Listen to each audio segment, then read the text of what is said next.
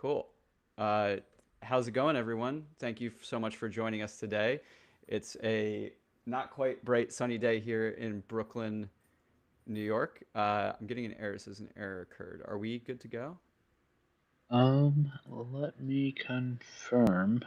Yeah. Let's check the chat. We got chat people. Can you guys hear us? Hello, hello. Cool. Okay, looks Oh, good. I looks don't know good. why Perfect. Riverside had a big red thing on my screen saying that there was an error to try again later. So awesome. Well, it's great to see everyone here. Thank you so much for joining us today. Sorry about being a minute late. I was in a little bit of a work hole, and luckily I have Tony here, our special guest, to help keep me accountable. Uh, Thanks so much for joining us today. If in the chat you want to drop where you're calling in from or viewing today, get a little bit of community building going there. Otherwise, we are prepared to get started. I'm going to share the presentation uh, from my screen. Let's see. Uh, cool. Screen one. Oh, that's behind the scenes. You're not supposed to see that. Cool. Maybe we'll have Stephen cut that before we get this live. Awesome. So I see Seattle, Charlotte, Central Texas. Is Central Texas, is that like Houston or like Dallas? Am I thinking about that right? Uh, Fay, North Carolina, Cincy, go Ravens. Sorry. Cologne, Germany. I think that's the furthest away. Cool. Awesome. Well, thank you so much for joining us again. We're very excited to be sharing this. This is a topic that, candidly, is probably not as sexy as some of the other topics that usually people are concerned about, like growing with automations or social media. But it's a area that has it's very close to my heart. It's one of the areas that I've really focused on in my marketing career, and it's really, I think, paid dividends in terms of being able to quantify impact, be able to really move the needle. I've always described myself as not necessarily the most talented like creative marketer, but as long as I can see, version A of whatever it is doing better than version B, we can always double down on version B and or whichever one is doing better.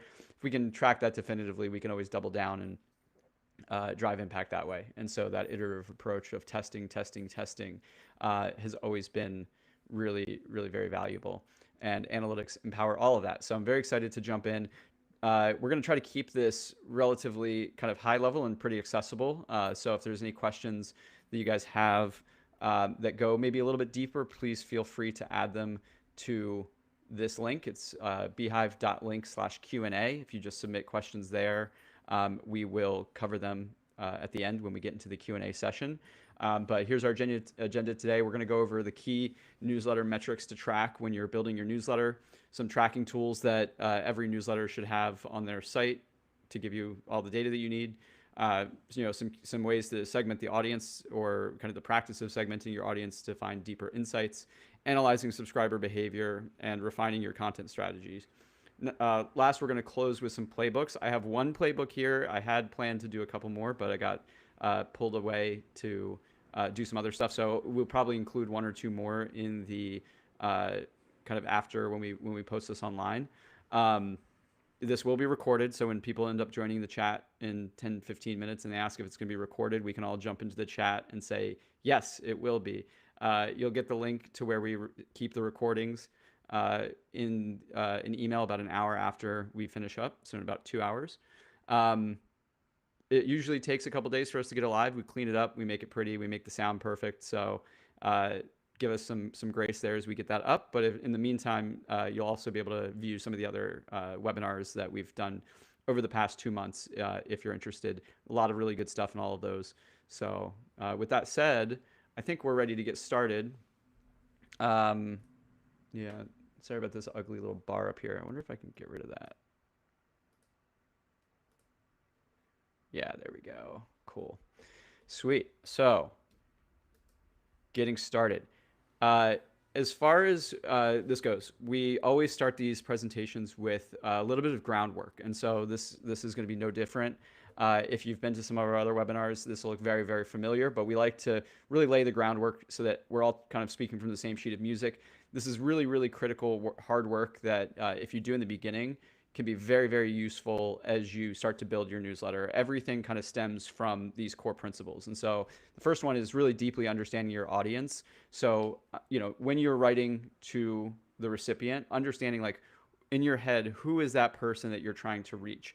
There's an exercise that the folks over at My First Million cover in one of their podcasts about writing that rings true here. So Sean talks about when you are writing your newsletter, write to a single person. Try to really visualize who is that person, what do they do for work, what do they do in their free time, what problems are they facing, what problems are they trying to solve. The more detailed you can get about this type of person in B2B sales, we call it like an ICP or a persona in marketing. The more you can really understand who the person is, that the ideal person that you're trying to reach, the easier kind of everything else with producing a newsletter becomes, because you can really visualize and understand exactly what it is and who it is you're trying to talk to, and from that, a lot of the decisions you'll make around the types of content to produce, the type of rewards to offer for things like referral programs, the type of design, all of these things can spring from that source. The second one is to be constantly producing content. This is specifically important within analytics, where analytics really require kind of a deeper level, kind of a deeper body of data in order to be able to draw the patterns from.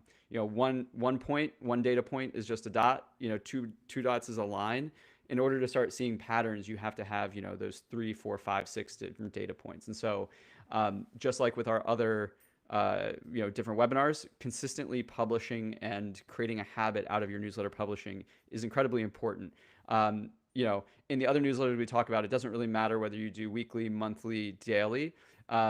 I will say that while a daily is definitely the hardest type to produce, within the scope specifically of analytics, it's also going to give you the most data. And so that isn't to say, hey, you need to scrap your weekly and just do a daily, but the more often you're publishing, the quicker you'll be able to get to the findings that you're looking for.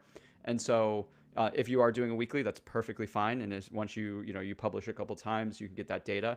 Um, we also talk about some of the other ones where if you are publishing a weekly, you can use social media almost as a proxy as you build your audience to figure out what users like and enjoy. So there are ways to kind of proxy in and get some of that data. But this is specific an area where kind of the higher frequency publishers are going to be able to get those findings a little bit more quickly.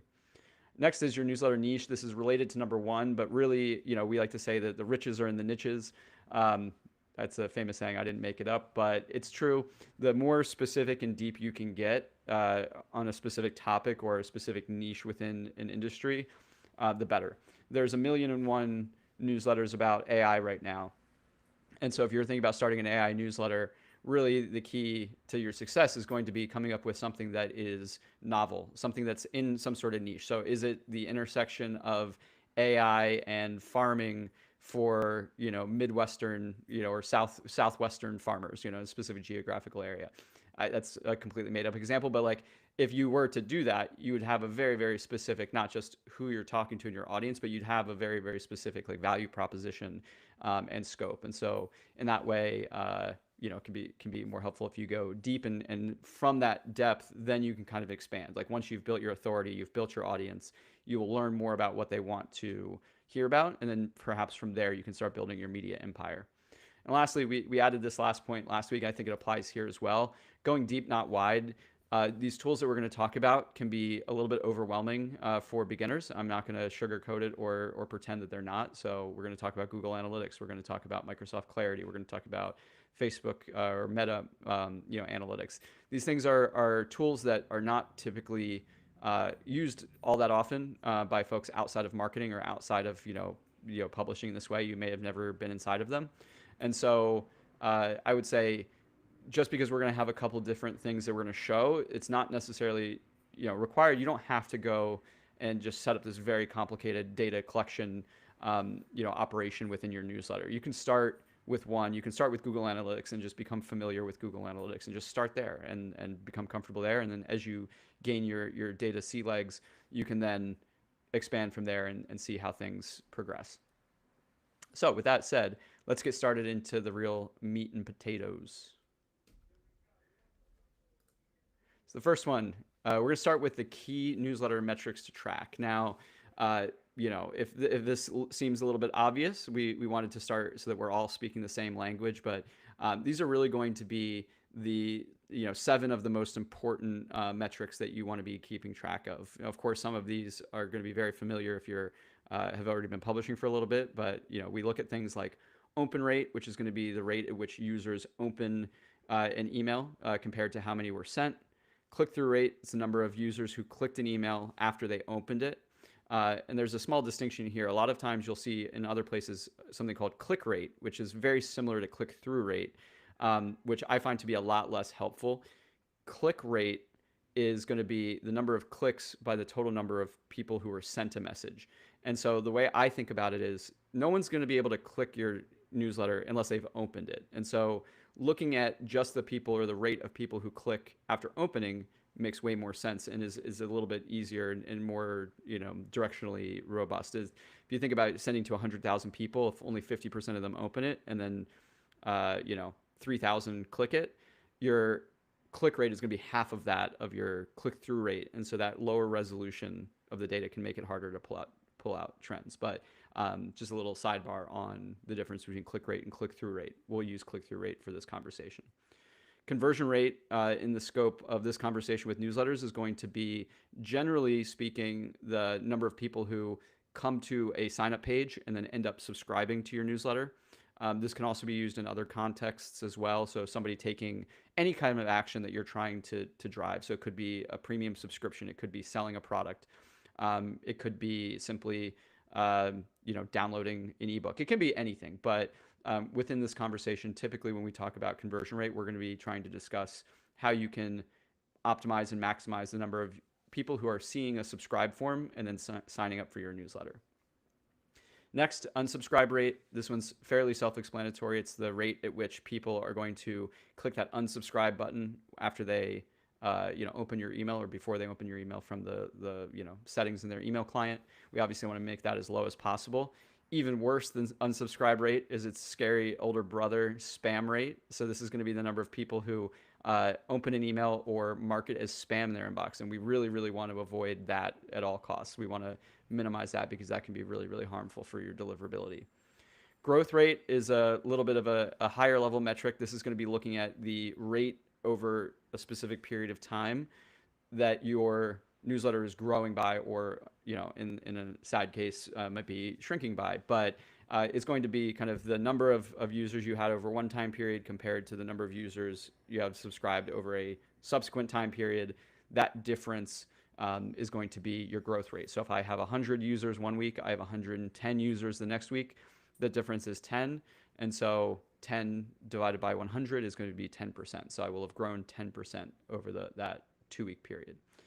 Lastly is revenue per user. We'll have a cool resource called Newsletter Navigator that we'll share that goes into all of these metrics around lifetime value of subscribers, revenue per subscriber. There's a whole bunch we could go into, but to keep it simple, I really wanted to restrict it to revenue per subscriber so that we could kind of have something that touches monetization but doesn't get too deep and derail the conversation. That guide, Newsletter Navigator, we'll talk about a little bit further in the conversation, but we'll also include in the resources, and that helps you basically go through and quantify the value of your list. Now, Tony, the risk that I get into when I talk about analytics is that I love analytics and I've been in it for 8 years. And so a lot of times I tend to talk about things, a little bit more technically than I should. So it's going to be your job today. You're going to rein me in, and you're going to kind of be the advocate for all of these wonderful people in the chat who are watching. And you're going to call me on my bullshit when I start talking about things that are a little bit too complex. So with that context, is there anything you can add or maybe simplify for folks that we just covered?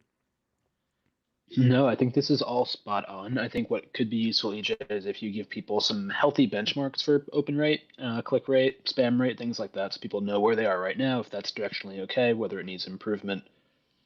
Yeah, that's a great call out. So two parts to that. One is we'll drop our benchmark report from the beginning of the year uh, in the recording page, so you'll be able to see all of the benchmarks across the Beehive platform.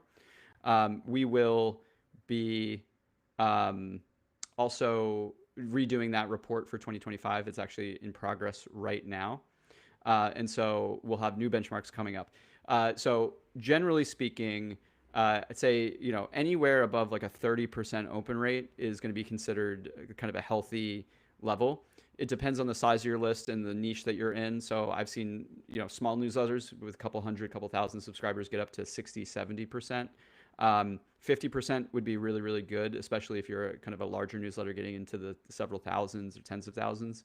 Um, but yeah, I mean, if you're below 30%, it means that your audience is generally less engaged, and that you may want to focus on, focusing on you might want to focus on maybe trimming your list or getting it into a better place.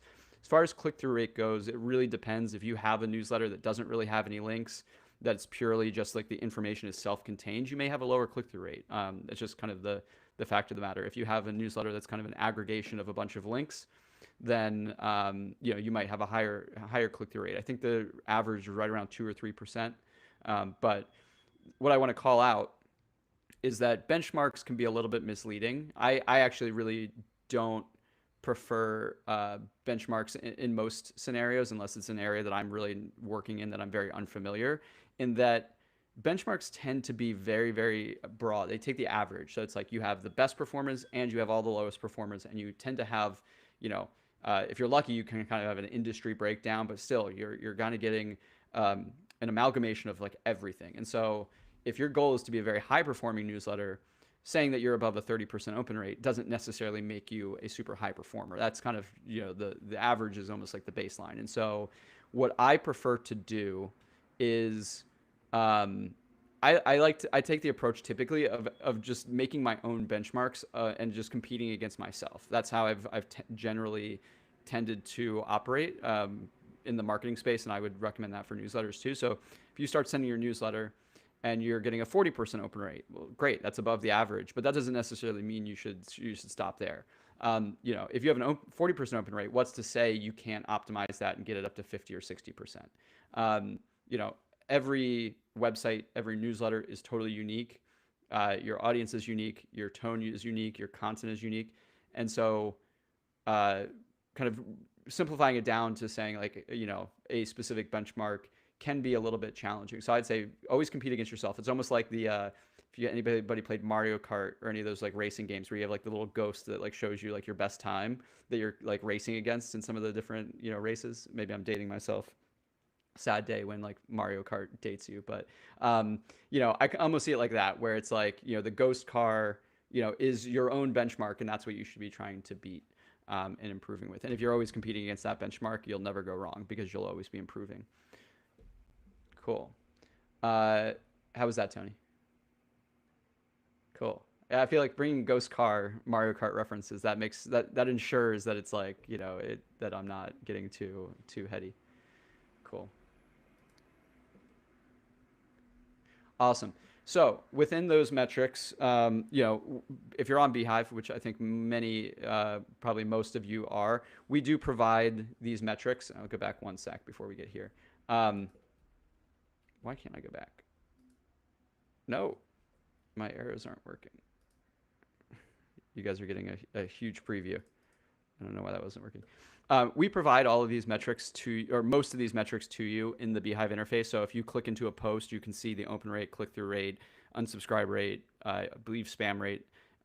Some of these metrics you won't be able to see, and that's what we're going to get into with some of these tools we're going to transition to in a minute. So there's a couple of reasons why we don't surface all of these in the platform. Some of them are technological, some of them are choices, some of them are coming, but basically, yeah, open rate, click through rate, unsubscribe rate, spam rate can be seen totally in the platform. We also have some other metrics, obviously, around like premium subscribers and different things like that if you have premium subscriptions running. But I would say the places to find these are in the post view. And then if you are on a paid plan, we actually have a very, very robust analytics suite. We call 3D analytics internally, but it's got a subscriber report with a couple different pages, a post report with a couple different pages, and a clicks report with a couple different pages. In the scope of this conversation, just about everything you could need to really run a successful newsletter from an analytics standpoint can be found in those kind of more in-depth reports. But we do give you the keys to be able to kind of directionally see how your posts work within every single plan, even the free ones. So for the ones that I pulled out here, I probably should have reordered the list a little bit to have conversion rate, growth rate, and revenue per subscriber differently. Although growth rate, we do show that on the dashboard. That is something that we do show. So it's right there front and center. You see number of subscribers, the plus or minus, depending on the time period. So it's really revenue per subscriber and conversion rate. We sent you the resource in the chat on how to calculate revenue per subscriber, and we'll get into that. So we want to talk about now conversion rate. So one of the key parts to growing a newsletter and growing a newsletter using analytics is to understand how your users are finding you, how they're signing up, where they're coming from, what they're engaging with. And so Beehive provides tools internally.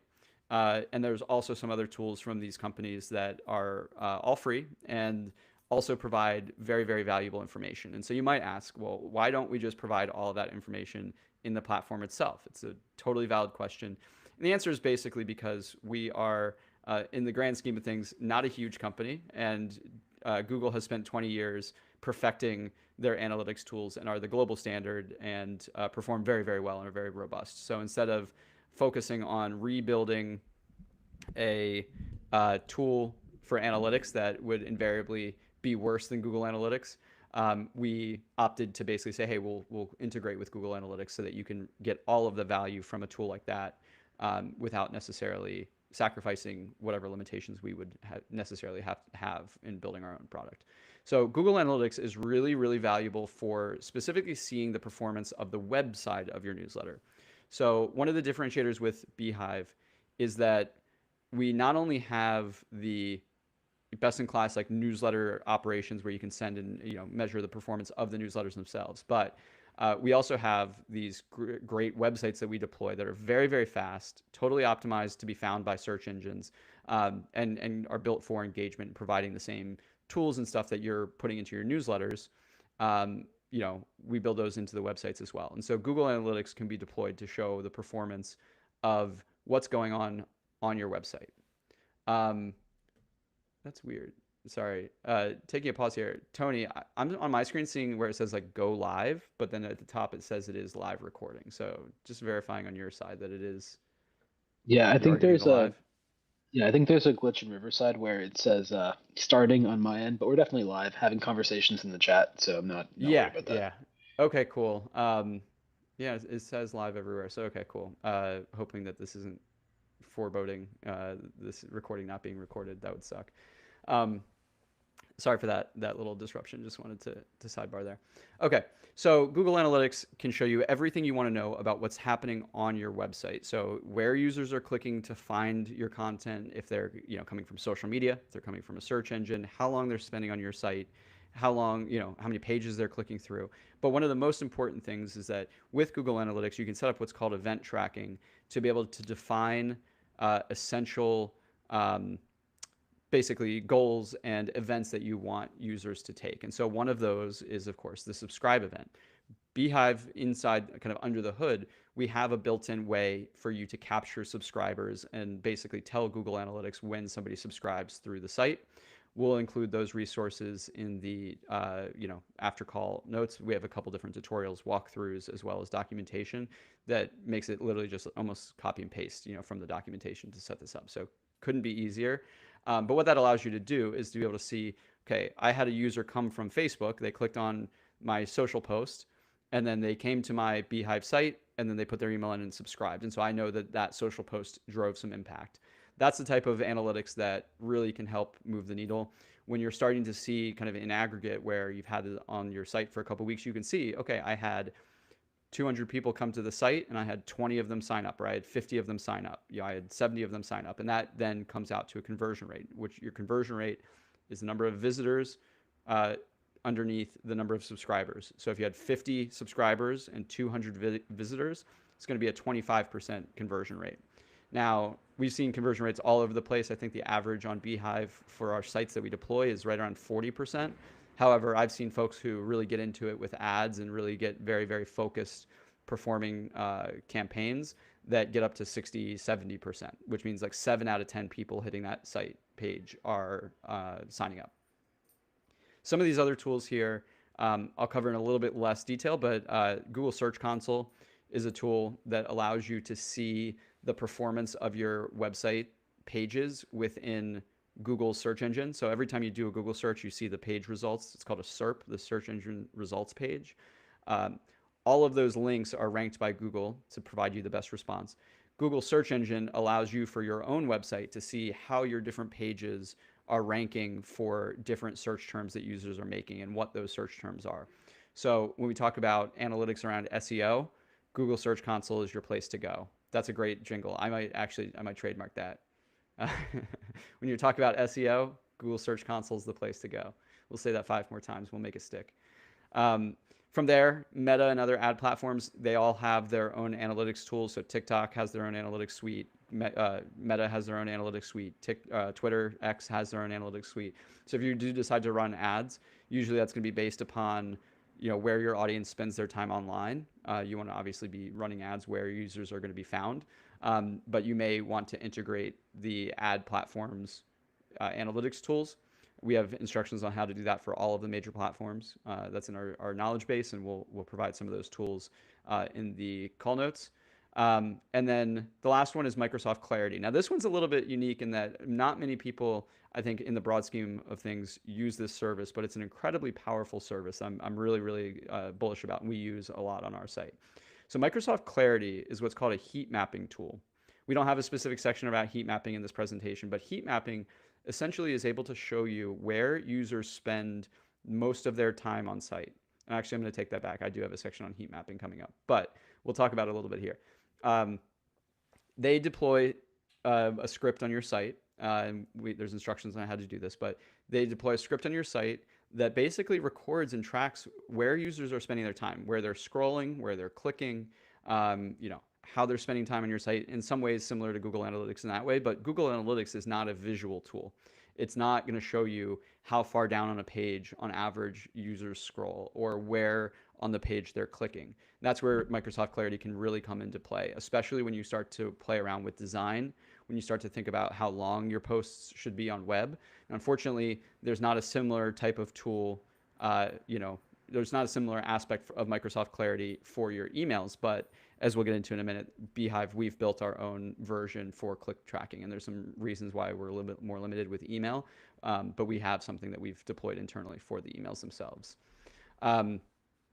Tony, I think I'm doing, on balance, a pretty decent job of staying pretty high level. Is there anything here from these that you would add to add some context? No, I think this is all really straightforward. I think there's always a word to be said about UTM tagging. Mm-hmm. EJ, if you want to talk about that at a high level, but really, it's just you have static UTM parameters that you can then use to collect data about where traffic is coming from. So, like, let's say you're running a Google search campaign. If you use UTM source equals Google underscore search, you know all the traffic that you're getting from Google search. You can then look at performance by that one traffic channel. So I think there's a few data hygiene type conversations to be had in that Yep. direction. Totally. So I'll drop into the chat real quick. So when we say yeah, we have videos on how to implement these things. And there's so much content on the web if you search. But when we talk about UTM parameters, UTM doesn't really. It used to mean something. It was the name of it, but like it just kind of they've become so ubiquitous that UTM parameters are just kind of what they're called now. But they're the way that across the whole web, universally based, I can comfortably say universally, it's how uh, pretty much every company or web property will use to track their links. And so what you do is at the end of a URL, why is my keyboard not working? There we go. At the end of your URL, you're going to type in the question mark, which means the web browser is going to ignore when it's trying to go to the website. It's going to ignore everything past the question mark. You do like UTM underscore source, and this is going to go in the chat, so take a look there in a second. And then after that source, you can say something like Google. So that UTM source is now going to show up if you add that to any link that that's linking back to your Beehive site. When a user clicks that link and comes to your Beehive site, both Beehive and Google Analytics and any other tools you're using are going to pick up on that. They see, okay, UTM source. I know what UTM source means because it means where the traffic is coming from. And so that's kind of the link. I think what Tony was trying to point out is that's the link between being able to see where your traffic's coming from and seeing it visualized in these tools. So a lot of times if you're starting out, if you're not using UTM parameters, a lot of the traffic will just appear to be a category like direct, direct traffic, which means it just doesn't have a UTM parameter. Um, yeah, Buffer is a great resource for that. That's an amazing resource. Thank you, Tony, for dropping that. Tony's secretly also some of my chat. Um, so, yeah, Beehive does have features built in. If you go to your publications, or if you go to, I think it's publication settings still, um, you go to the bottom of the page, and we do actually have a section where we actually will automatically deploy all of the UTM parameters for UTM source, UTM medium, and UTM campaign on any link that you put into your editor. So when you publish to email or when you publish to web, we're going to automatically add UTM source, medium, and campaign, the three most common ones. And the details are going to be your own details. So the source will be your newsletter name. The medium will be newsletter. The campaign will be the name of your post. And so if you are linking to other sites, those sites will be able to see that you sent them traffic. Where UTM parameters, where you need to be as a viewer here, where you need to be on top of things is if you are sharing a link on Facebook or X or Reddit, you should be adding UTM parameters that show where that traffic came from. So if you want to post a link on Reddit, you do UTM source Reddit.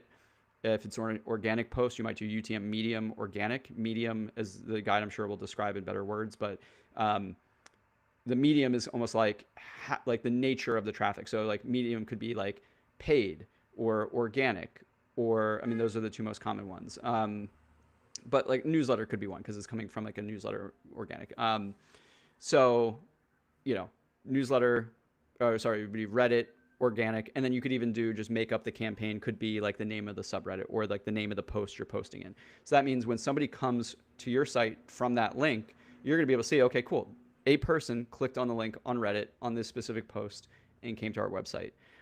There's some more advanced things you can get into. A lot of times when you start posting links like that, they kind of get ugly. They become very long.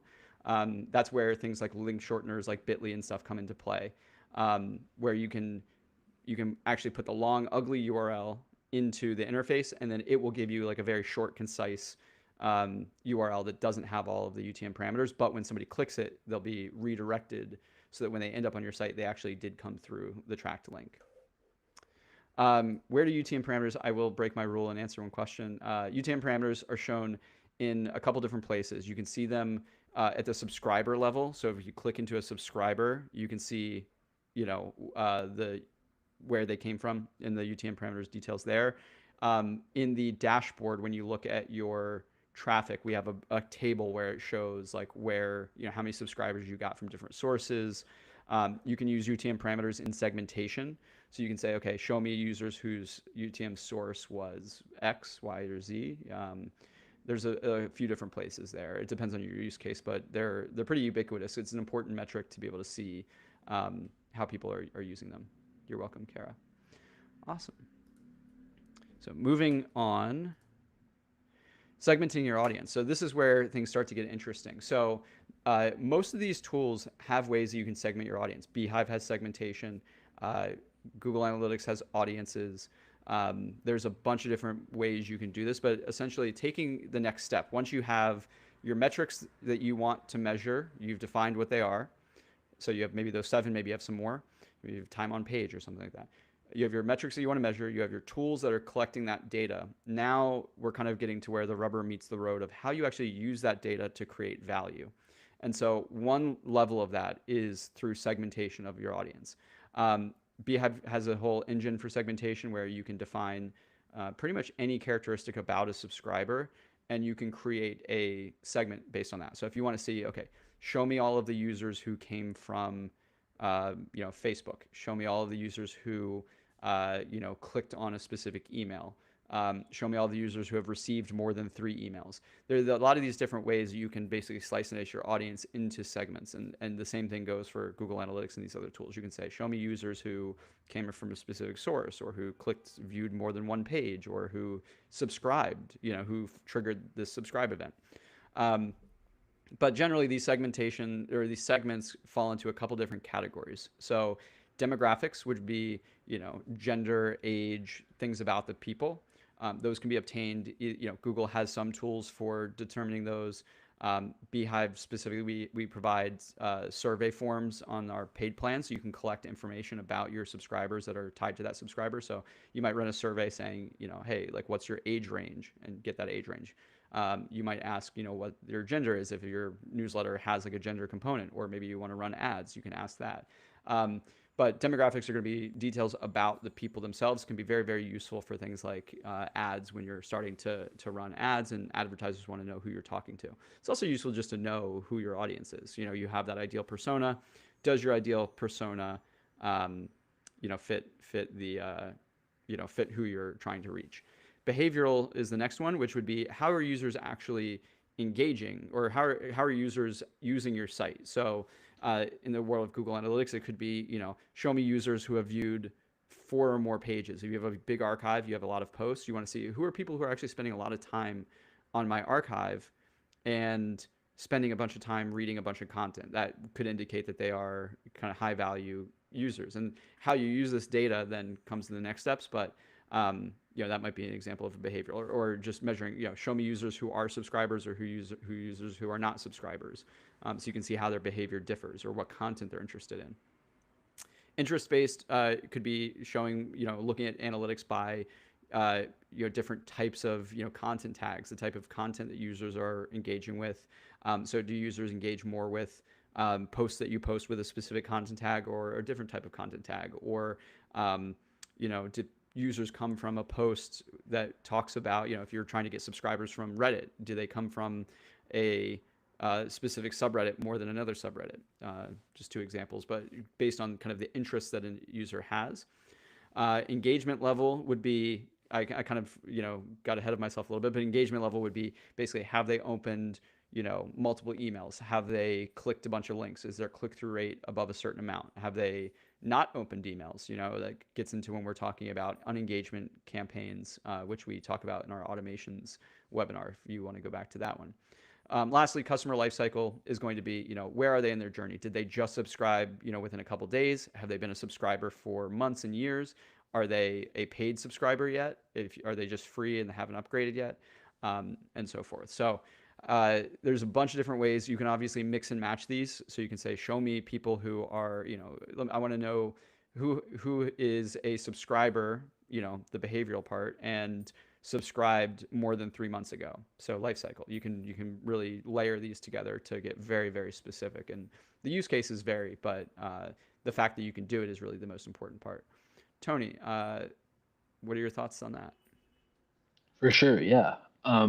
Something I do a lot day to day is looking at engagement level. And I think this actually connects a few different ideas we've talked about so far in the webinar, the idea of open rates and spam rates, engagement rates, and building segments. And so let's say your average newsletter open rate's 40%. If you want to protect that open rate, keep list hygiene top of mind, you can create a segment then of anyone who has a less than 10% open rate over the last 180 days. And so then you can send a specific campaign to those users asking if they want to stay on your list. I think that's a great example of this in action, where you can use these segments to trigger campaigns to get people to take specific actions. The flip side of that too is if you have a super highly engaged cohort that's opening every single newsletter, maybe they're a good candidate for a holiday promotion if you want to upsell them onto a product or a paid plan of some kind. I think these are the building blocks of a cohesive marketing strategy. Yep, makes a ton of sense. I think that's super valuable. I love the real life use case. Cool.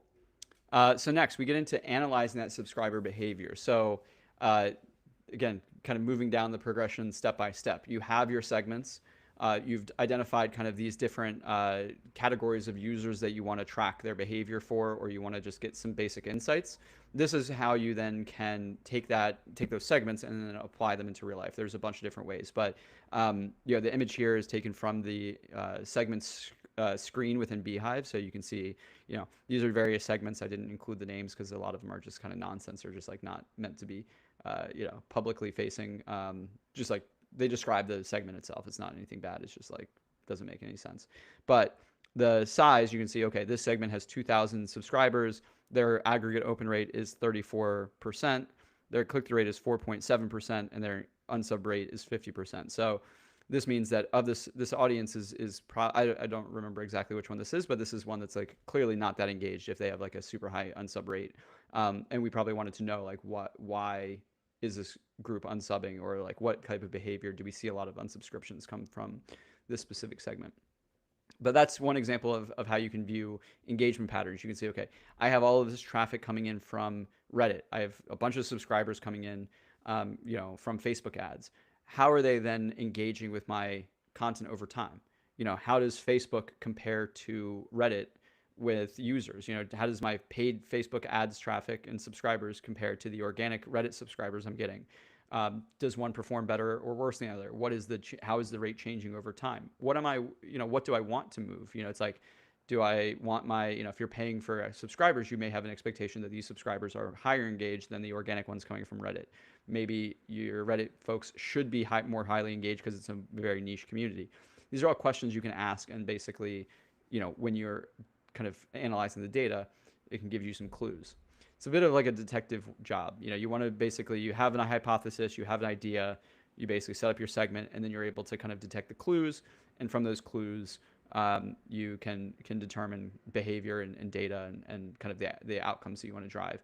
That part, I'd say, is the biggest part that comes from experience. There's different resources and different guides on how you can basically ask the right questions, but I'd say as you get into it, you start to get a feel for as you get more familiar, with the different tools and platforms, that process becomes a little bit more intuitive. So it seems a little bit daunting. It can be at first, but I promise that it gets easier once you kind of start thinking and kind of get in the groove of working in a data-driven way.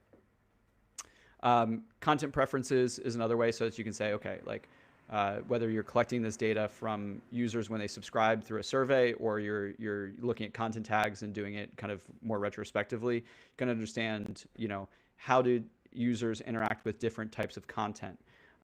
User flow analysis. You can see, if you have your Google Analytics set up, you can see how users are progressing through your subscribe flow, for example. You can see, where do people drop off? Do people stop engaging at a certain point as they've started the process of signing up, if you have like a multi-step sign up flow?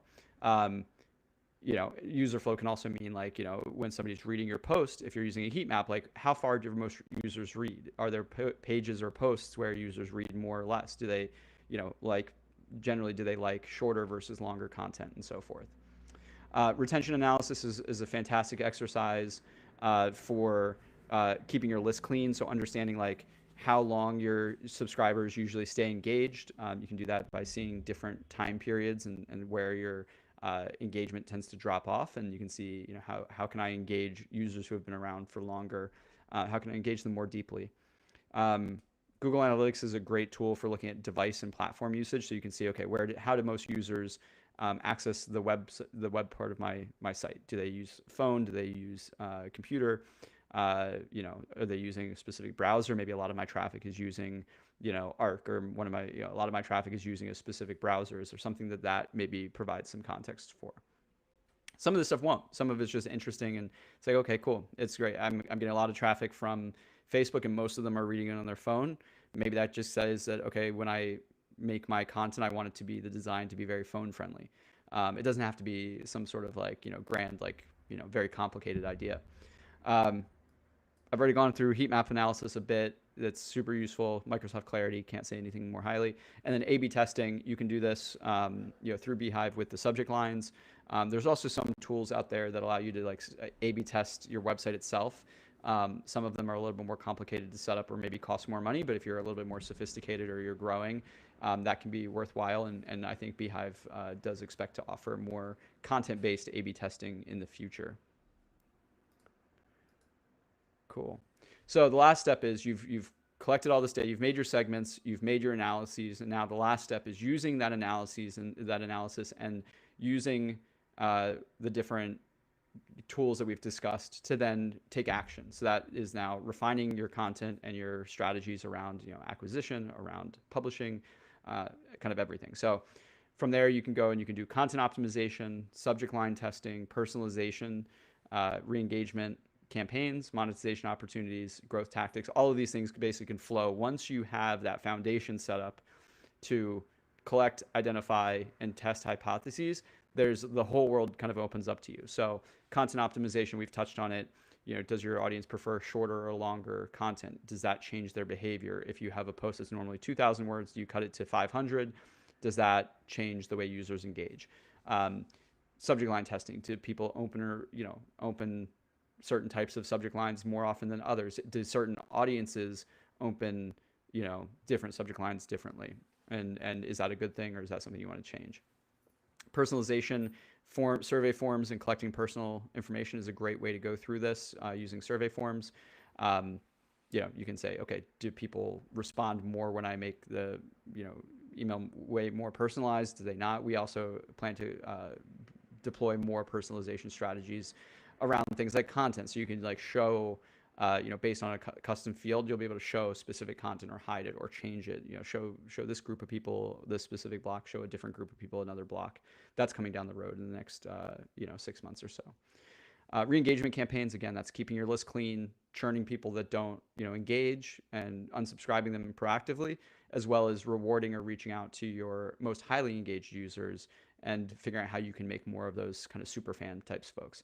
Monetization opportunities, kind of in that realm. Once you find your super fans, there might be opportunities to sell them paid subscriptions. You can experiment with ads through the Beehive ad platform, see how that influences your audience, and then growth tactics. A lot of these then get into things like ads and some of the other growth tactics that we've talked about in other webinars. I recommend going back to the Growth Seekers webinar, and I believe we did another growth, like growing with paid monetization strategies. Tony, I've been leaving you hanging for a minute. I kind of forgot to. I sometimes have a little break where I'm like, remember to ask the guest a question. So I forgot to do that, but would love to hear your impact on this. Tony is the guy extraordinaire behind the scenes. If you are a Beehive user and you're getting messages throughout your user journey, or you're getting messages about updates and stuff like that from us, he's the one who writes those and sets those all up. So he is deep in the world of analytics and personalization and all of these different strategies that we're talking about here. So I think he probably has some great things to add. For sure. I think one thing that we might want to double click on, I saw this question come through in the Q&A, and I'm sure a lot of people have this question, but if you have a very small list, like let's say you're just starting out, you have maybe 100, 200, 1,000, some of these tactics might be a little bit harder to do because it requires a certain level of scale to get Mm-hmm. statistical significance. How would you personally go about solving for that? Yeah, of course. So, naturally, there's, everybody's got to start out somewhere. I would say the biggest things to do if you are kind of starting out, you're maybe sub 100 subscribers, maybe sub 500 subscribers. Beyond that, you can really start to kind of, I'd say, get some really good findings. But when you're really starting out, I'd say, we kind of use this model often that the process for finding like product market fit, there's a term that I think Matt McGarry coined called content market fit, where it's not that different from a startup, where it's like when you're an early stage startup, you're figuring out what is your offering, who you're offering it to, is it solving their problem the way you think it's going to. It's a very similar process with a newsletter. It's kind of a startup in its own right, where instead of product market fit, you're kind of finding this content market fit where your content is really jiving with your audience and it's working, and they're sharing it and you're growing, and you've kind of realized that you've kind of hit on something, you've struck a nerve that then you can scale. Um, a lot of these tactics, a lot of analytics will be of less use until you've kind of hit that point, but they can be very, very helpful in reaching that point. In insofar as like some of just the collection of the data. So you're not going to necessarily be able to do a lot of testing and optimization at that early stage, but by having something like Google Analytics set up, by having Microsoft Clarity set up, by monitoring your analytics within Beehive itself, you can start to detect some of the signals that things are starting to go well. So what I mean by that very tactically is, you start to grow your subscribers, you're doing kind of the grind of like, posting on Reddit and Facebook or TikTok and LinkedIn, and just trying to figure out what people will respond to. And you could start out by tagging your links so that as you post those, you can see where your efforts are most, well being spent. Um, yeah, you could couple this with like the social media webinar we did last week in terms of how to appropriately do that. But you can start to track is your effort having the most payoff. From those subscribers that are coming in, say a bunch of them are coming from LinkedIn. How are they responding to your content? Are they responding well? Do they have a high open rate? Do they have a high engagement rate? That those metrics will start to give you some insights into whether your content is really working with them or more falling flat. A lot of times when people post on social, whether or not they add UTM parameters, we can generally see like if somebody came from LinkedIn, for example, it just won't be tagged as like LinkedIn organic. It just might be LinkedIn no medium. But in that way, you could see, okay, people are sharing my content on LinkedIn and then they're getting more users to come in. That's a great sign. Someone sharing a post that you wrote is an incredible sign that you're starting to get that content market fit.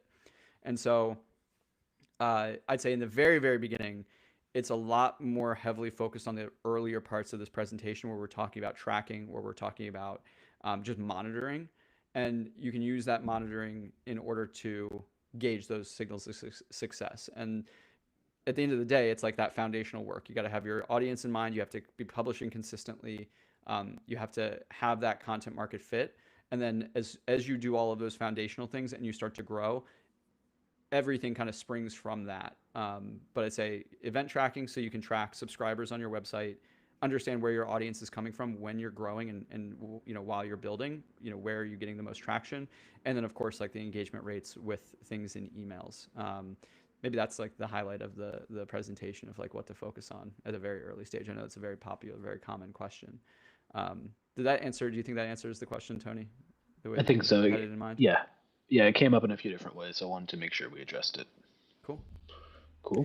Awesome. Before we get to the formal Q&A, we do have this playbook. Like I said, there will likely be a couple more. I want to have like a dashboard type thing that you can plug your data into to dashboard some stuff. But basically, this playbook I came up with is very simple. It's the one I've talked about identifying the conversion rate of visitor to subscriber on your Beehive site. So the first one would be to deploy Google Analytics on your web archive. So we have a specific setting within the website builder where you can drop in your Google Analytics ID. That's going to start the data flowing to Google Analytics. You have to go to googleanalytics.com or whatever it is, analytics.google.com. To create the account, you'll get the ID. You drop that into your Beehive account. We have instructions for all this. You don't need to remember it. It's very straightforward. Second step would be setting up the subscriber sign-up conversion event tracking. So this means that when somebody goes to your site and they put their email in, we're going to fire a piece of data that Google Analytics can collect and track as a sign up. So essentially, when you go into Google Analytics and you see the list of where your traffic's coming from, whether they came from Facebook or Google Organic or Bing or what have you, you'll be able to see in one of the columns, okay, I had 20 visitors and I had 5 signups or whatever that number is. Lastly, from there, you'll be able to see your conversion rate. And so then you can monitor and optimize your content and marketing channels for that conversion rate. So you can say, okay, if I post, I'm getting most of my subscribers, I'm posting on a couple different social media platforms, but most of my subscribers are coming from LinkedIn. I'm going to really double down and just go all in on LinkedIn. That's where I'm seeing the highest conversion rate. That's where I'm seeing the most engagement with my newsletter. That's going to be my primary distribution channel. And for how to go deeper with that, I, again, recommend the social media webinar we did last week. Oh my gosh, this is so embarrassing. I'm so sorry, Tony. That is not Tony. We will fix this in the one that goes out. And I didn't change the name here. This is so embarrassing. Tony, this is now you. You're now Bella Rose. All good. I know Yeah, we have actually a bunch of really good questions in the chat. I think now might be a good time to jump into a few of those. yeah. Just for the sake of the recording at the end, so we don't have like that mistake just on there the whole time. I'm gonna move here and then we'll go back to the previous slide before we wrap up. Yeah, hit me with some questions. We got a couple minutes. Perfect. There's been a few questions about gating content, the Mhm. analytics you use when you want to decide should I gate this content, should I put it possibly even behind a paywall eventually. What sort of metrics do you look at when you make that decision? It's a really good question. So I would say typically for the decision whether to gate or not comes down to really kind of how sticky your content is. A lot of times you will certainly see users bounce at a higher rate, which means coming to the site, seeing the paywall and leaving. um, you'll see a much higher rate of that. And bounce rate is something you can track within Google Analytics. You'll see a higher rate if you do gate. And so it comes down to a kind of a judgment call of like, what is your normal conversion rate on your site, like without the paywall? So say it's 30%. And then, if you decide to put a paywall in, you'll see lower engagement in terms of like lower, less people like navigating the site, less people exploring your content, but you may likely see a higher conversion rate from the traffic that does come. And so, does that trade off of like engagement sacrifice? Is the sacrifice between engagement better for subscription? And so, when that works the best is when your content is maybe more technical in nature. It's something where there's like a big draw. If you have like a brand that um, people really really need to get the data, if it's something that's like very pressing.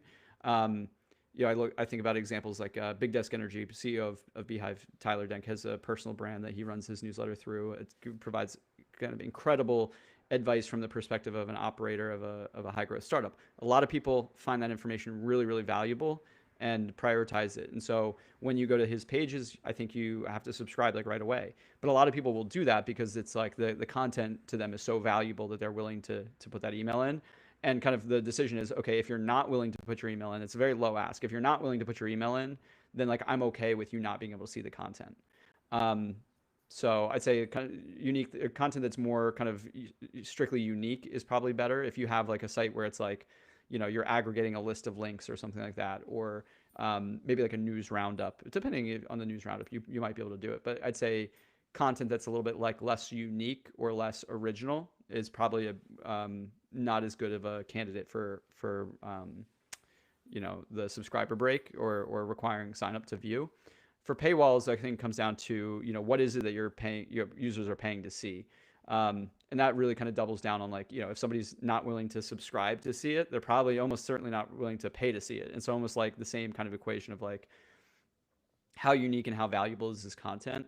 Uh, and what is the value? I mean, it really comes down to value too. It's like if your paywall is like $30, a month, like that equation is very different than if it's like 99 cents a month or $1 a month or whatever. And so that is a little bit harder to say and to give a fast and hard rule for. Also with premium subscriptions, there tends to be more than just the content. So it's like, are you getting an ad-free experience? Are you getting an extra newsletter a week? It's a little bit harder. There's a lot more that goes into the paywalling part, but there might be some small cues there. Definitely. I know we're at time, but do you think we have time for one more question that's come up a few times? Yeah, sure. I think we haven't lost that many people. So if you guys want to stick around, for people who don't want to stick around, I will plug that if this was useful, we do have our exclusive Beehive Slack community that is every user who's a paid user of Beehive is entitled to use. It's only active paying users of Beehive, and so it's an incredibly valuable resource for asking questions. You can get feedback on your newsletters if you have something that you've seen out in the wild, and you're like, how do I do this? People are more than happy to answer those questions. We have a feed for product suggestions that we monitor all the time. Recommendations, if you want to do cross recommendations, there's like 20 different channels. It's like super super useful. And again, if you're a paid user, you get full access to it, no extra charge or anything like that. And if you're on the fence, this can be the differentiating factor. We have somebody who's monitoring it. It's a great way to engage with fellow writers, and I can't more highly recommend it. Chris, if your link expired, you can email me and I will forward it to our community manager and he can get that link resent to you. And it goes for anyone. If you are a paid Beehive user and you don't have access to the community, you can reach out to me via that email and we will do that.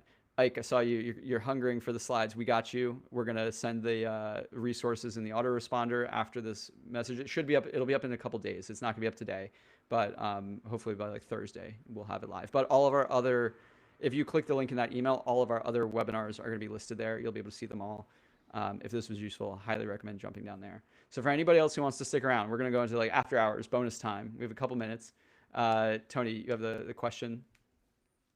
For sure. So a few folks are sending their newsletter with Beehive, but they might be using a WordPress or another site as the front end of their website. How does that change their overall analytics journey? Are there other considerations there? How would you approach that? Yeah, so there are a couple. If you do have a site that's hosted externally to Beehive, you want to do the best you can to make sure. I think now that we have free custom domains, there's not really an excuse to not be on the same domain. But analytics tools have a hard time tracking when the websites are on different domains, and the domain being like beehive.com versus like uh, AOL.com. It's like those are two different domains. And so with Beehive, we allow you to set up the web portion of your site with a subdomain. So a subdomain just is like whatever's before the first dot. So it's like www.beehive.com. www is actually a subdomain. You might see like shop.beehive.com. That's a subdomain. So a lot of times people will set up their newsletter if they have an existing site as like newsletter dot website.com. If the website and your Beehive site are on the same domain, so in this case, like beehive.com, the analytics will be able to talk between those two subdomains or those two portions. And so I highly recommend that. If they're on separate domains, like if we had, you know, xyz.com and beehive.com, the analytics cannot communicate between those two sites, at least easily without much more advanced setup that I don't want to go into because it's like pretty advanced. And so um, that would be the one thing if you're trying to do Google Analytics, just making sure that the subdomains are set up correctly so that they're on the same domain. Um, Other than that, I mean, a lot of the what we talked about is going to be pretty much the same. I would say most like WordPress sites don't deploy the tracking that we do, and so you would have to set up like a separate type of like subscriber setup track or subscriber tracking. If you use our subscriber forms, so like the embed forms that you can put across the web, there is a way to track the signups that come from those. It is a bit more advanced. We do have a guide that literally step by step does it, and people who have never used any kind of tools like Google Tag Manager, Google Analytics, they have been able to do it with those guides.